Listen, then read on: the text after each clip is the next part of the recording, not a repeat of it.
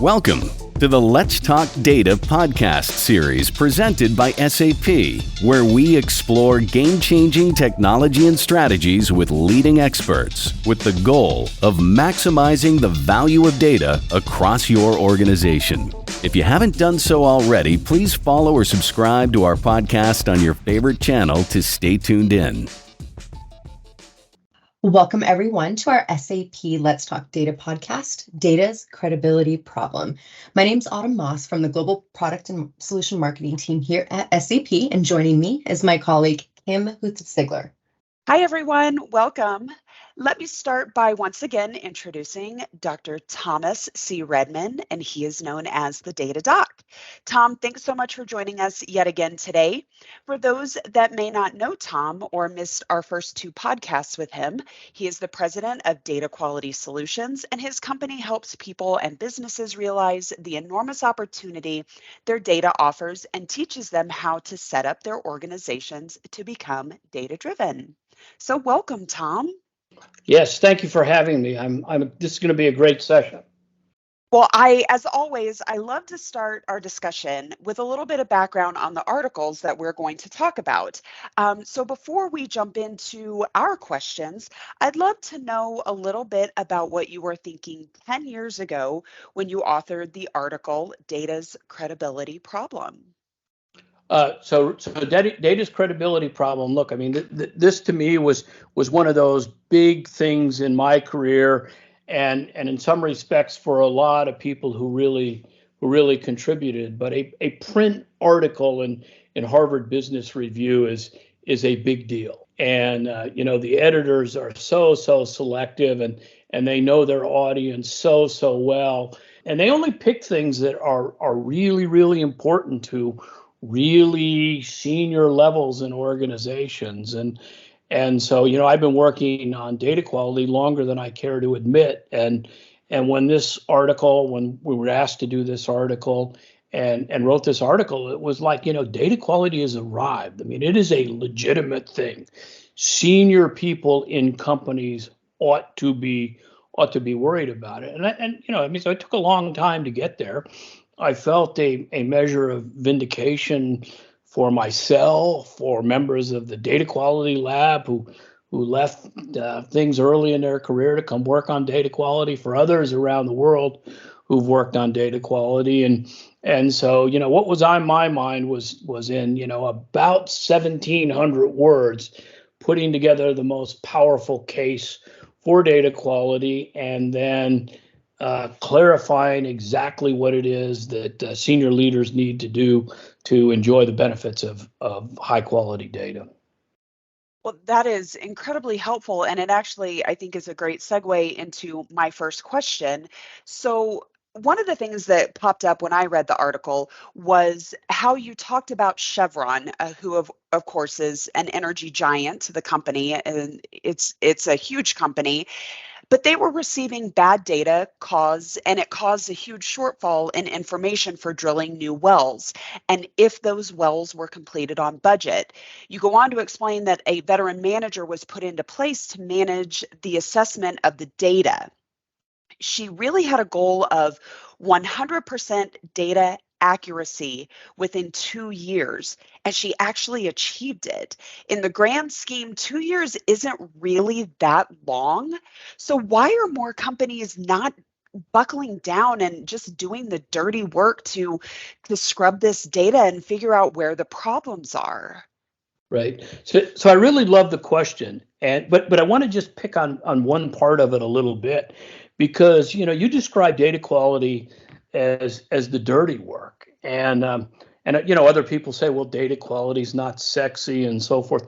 But look, I found just the opposite. There is nothing worse than coming in every day and having to clean up data so you can do your job. And I mean, in the case of Chevron, it's just like, if you don't have the information about the well correct, then it's hard to service it. It's hard to develop it in such a way that you get the maximum amount of oil in the cleanest way out of it. If something goes wrong, like always, does happen, like it's time to replace a pump and you can't find the well, I mean, it's really, really frustrating. And as we've talked about in this series before, so many people are spending so much of their day finding and correcting simple data errors just so they can do their job. And my experience has been that when they get out of that mode and then they go attack the root causes of those data errors and make them go away forever, it is empowering, right? There is nothing grubby about this at all. And I really want to, if we can, change this impression. From my perspective, data quality is COOL, all in capitals, cool. And I realize in saying that, there's no person more biased than me in the whole world about saying data quality is cool. But this is just what I see when I work with people in companies and I see what happens to them when they switch on to data quality. So, I mean, again, I don't mean to pick on that too much, but then your description of the manager, I mean, it's exactly right. Nikki Chang was her name. I believe we mentioned her name in the article, and it's not just assessment, right? She's got to make it so that the data about new wells is coming in perfect and doing so across 15 companies all over the world with diverse priorities, all kinds of different management approaches and so forth. And it did take a while, but as you say, I mean, even if it takes 2 years to get out of cleanup forever, it is a really, really big deal. And look, I spend a lot of time trying to figure out what does it take to get companies to embrace data quality. And then so let's just, ask ourselves, well, what did Chevron have that this part of Chevron have that others don't? And so, by the way, Chevron's not the only example. And I think the most single best description is they had courage. People in Chevron had the courage to admit they had a problem, and they had the courage that was necessary to make the changes they had to make so that they could address those problems, right? And it really boils down to, courage at both the individual and department or division or company level is, in my view, thinking about them and thinking about plenty of others, that's what they had that others don't. Now, that's interesting that you bring up courage, that they just went ahead and made the decision. They said, today is the day we're going to make this decision to scrub this data, to fix the data, to make it better than it was before.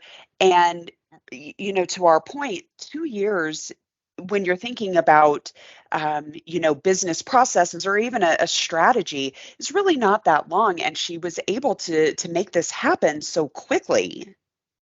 Yeah, well, look, I mean, I think that there's business processes where 2 years is 10 forevers, and then there's other business processes where 2 years is a microsecond kind of thing, and in Chevron's case, that is certainly the case. But again, I mean, the point about once you buckle down and tackle these problems, it really does not take very long. Absolutely. But, by the way, Kim, I want to make a point, and I mean, again, I study this, maybe I overstudy it, but it is really easy for people and companies to find reasons not to show this courage, right? So, it's easy to underestimate the extent of the problem, right? Without making any measurements. Well, people will conclude, yeah, but we're better than our industry average. Or it's easy to underestimate the cost of the issue. It's easy to misdiagnose the problem as a tech problem when it's really a business problem. And I mean, it's easy to get seduced by, voices that are calling out, well, just buy our tool and things will magically appear, right? So, but this business of staring through that and admitting that we have a problem and recognizing, even if you are better than the industry, Well, it may not be meeting your needs. And so, okay, we're going to step up. And as you said it, okay, what we did yesterday was fine, but starting today, right, we are going to attack these problems aggressively. Yes. Definitely. And I love, Tom, how you said it was empowering to make changes, empowering to correct. I really, really love how you stated that.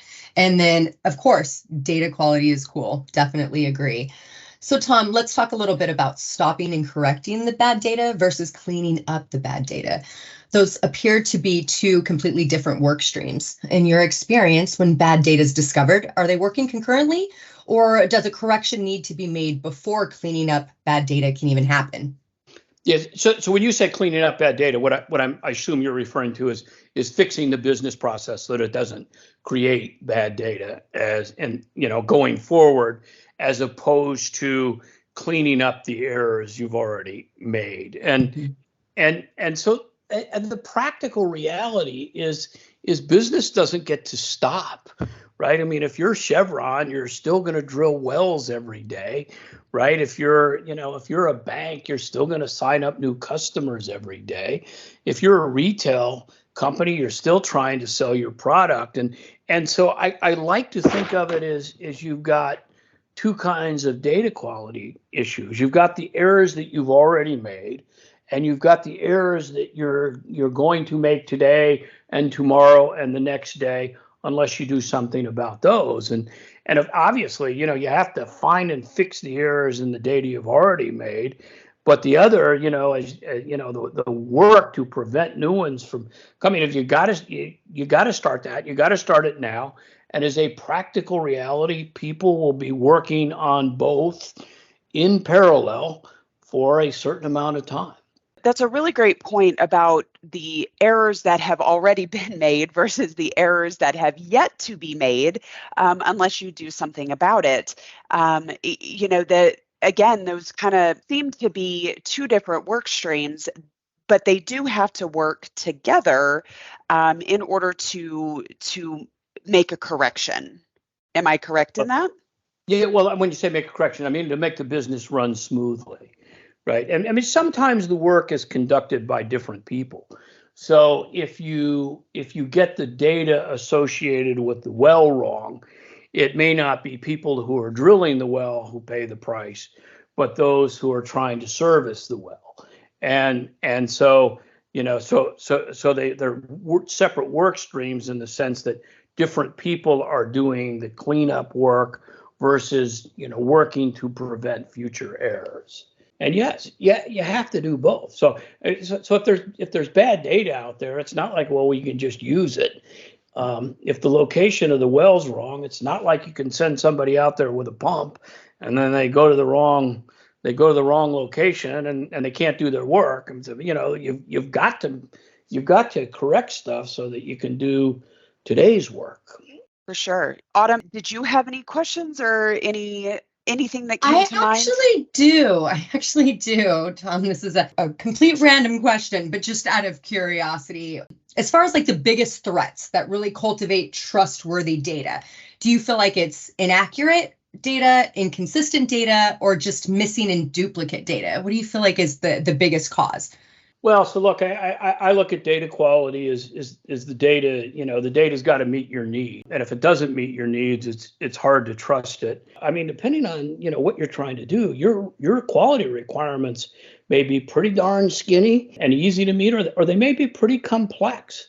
But by and large, if they're not all met, then you don't trust the data. And frankly, in my view, nor should you trust the data. Well, I think what is one of the most fascinating elements of this article to me is that this is a 10-year-old article. You wrote this in 2013. Right. Way back then, 10 years ago, you were able to identify a problem that was so profound, but yet here we are and it's still happening. we can all agree, I'm fairly certain, that we are inundated with bad data from so many different walks of our life, from our personal lives, professional lives, if we're parents or career people. There's so many different ways that we're inundated with bad data, but we're still accepting it and we're doing very little about it. What's it going to take to make the change, to have any kind of improvement? So look, I mean, I think that's really, that's the really important, hard question. I mean, it does feel like we're all kind of like, frogs that are in a pot of water and the temperature is slowly being turned up, and we kind of don't notice it. We've kind of all become, really, really tolerant of bad data and just, kind of getting cooked and killing things. And so, by the way, I mean, it's not just the data quality is bad. It's you can't use the data, right? You can't feed bad data into a training model for an AI exercise. And of course, nothing's hotter than AI. So, but look, the bottom line is plenty of individuals and some organizations have displayed the courage, right? And for me, on the individual side, I think the thing for individuals is to see an opportunity, and maybe the opportunity is no more than, if I can call this problem out in my organization and I can get in front of it and help solve it, I'll get the next promotion, right? I'll get that promotion I've wanted for so many years. And it's, by the way, almost all of the individuals that I know who really started data quality problems, it was something personal like that. It may not have been promotion. It may be that, there's some problem that's just nagged at them for a long time. I think in the corporate side, unfortunately, I think the bottom line is companies as a whole respond more to fear than they do opportunity. And I don't think many US companies, anyway, have really faced existential threats since the manufacturing quality revolution. I mean, and that's probably before your time, but the Japanese competitors such as Toyota and Sony, I mean, they threaten the entire automotive and consumer electronics industries, and some companies stepped up and really responded to that, and others didn't, and now they're a shadow of themselves, right? So I'm sort of torn here. At the moment, I don't see an existential threat that is going to really motivate companies in that way. I am hopeful, though, right, that companies are going to make a link between data quality and improved performance, and maybe that link will come from AI, or maybe it'll come from blockchain, or maybe it will come from needing to take cost out of the equation. Maybe it'll come from the need to innovate. But it's like everything you want to do depends on quality data, and so also maybe it'll be this weird combination of, we want to pursue this opportunity, but I fear we won't be able to because the data is bad. And and again, I mean, AI is just a perfect case in point. Everybody now, well, not literally everybody, but they want to train generative models using their data. But if their data is in bad shape, then those models are going to be pretty bad. So right now, the biggest sort of opportunity / fear, I think, is around quality and AI and the business, the business gains that will be left behind by those who don't take on quality. Wonderful. I mean, it's such a huge topic, but really so important to personal and professional data. The good news is I think anybody can start data programs within their span of control. In our company, we've coined the term the data generation for those who've started that and start them in their personal life as well. Hey, can I make one more point? Absolutely. Okay.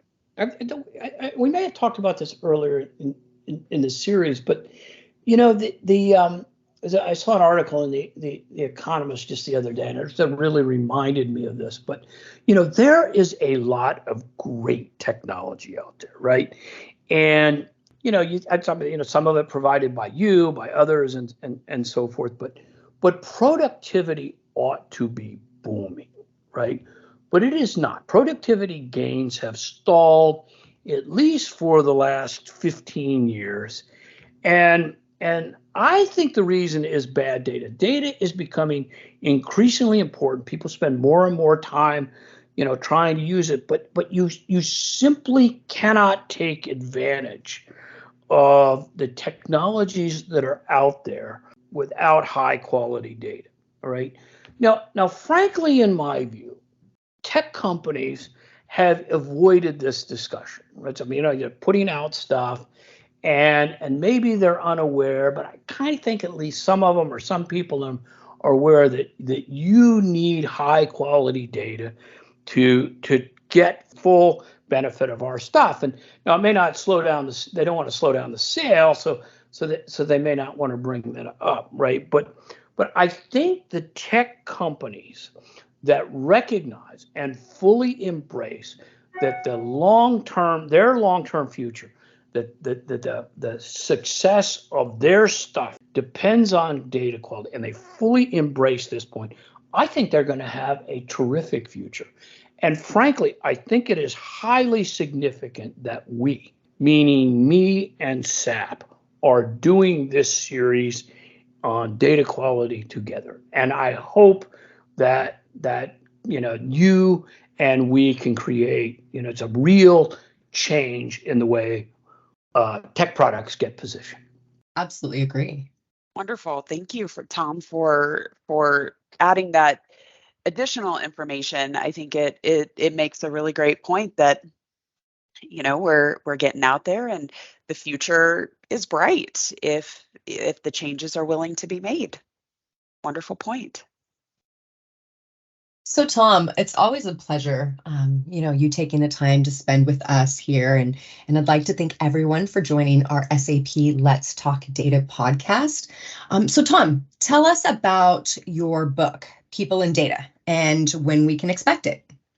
Yeah, thank you very much for that. I mean, People and Data is out in most of the world now.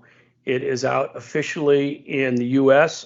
The people and data. Look, the bottom line is this: is that we've been talking about technology, we've been talking about data, but we've ignored the most important component, which is people.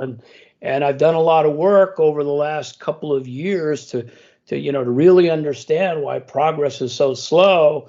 And there's a lot of reasons, but the number one reason is that we have failed to include everybody. So we've failed to get everyone involved, and it's too many digital transformation efforts view people as part of the problem, and the whole point of People and Data is to say, look, the only solutions are going to come through people, and to really encourage people. First of all, to encourage people, no matter who you are, right? Jump out. There is enormous opportunity for you individually to make a mark, to improve your job and your performance and your prospects. And then secondly, to really, a little bit of a preachy, come on, companies, you've got to include people. Here's what you need to do, right? And I hate to be preachy on this, but as we try this idea out, almost everybody goes, yeah, we've ignored the people stuff too long. And so that's what People takes up. And so first of all, it says, hey, you got to get on this with people, and here's the way to get them involved. Here's the way to organize for data, putting people front and center. Absolutely, that's huge. Again, Tom, thank you so much. We always really enjoy these conversations, and Thank you for everyone for joining. I also encourage you to take a look at the additional resources available within the description. And also please subscribe to the series and stay tuned for new episodes and get caught up on any ones that you may have missed. Thank you so much for joining. Be well. We hope you enjoyed the podcast. Check out the show notes for additional links to information. And please subscribe or follow to join us on the next episode of Let's Talk Data presented by SAP.